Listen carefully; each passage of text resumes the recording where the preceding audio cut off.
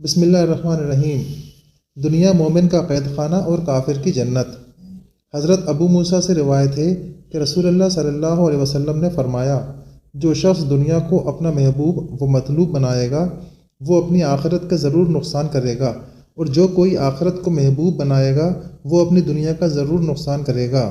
بس جب دنیا و آخرت میں سے ایک محبوب بنانے سے دوسرے کا نقصان برداشت کرنا لازم اور ناگریز ہے، تو عقل و دانش کا تقاضا یہی ہے کہ فنا ہو جانے والی دنیا کے مقابلے میں باقی رہنے والی آخرت اختیار کرو۔ تشریح: ظاہر ہے کہ جو شخص دنیا کو اپنا محبوب و مطلوب بنائے گا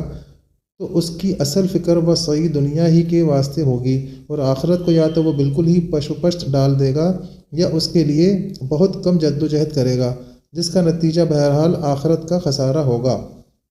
اسی طرح جو شخص آخرت کو محبوب و مطلوب بنائے گا اس کی اصلی سعی و کوشش آخرت کے لیے ہوگی،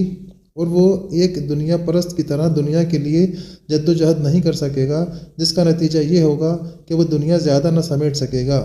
بس صاحب ایمان کو چاہیے کہ وہ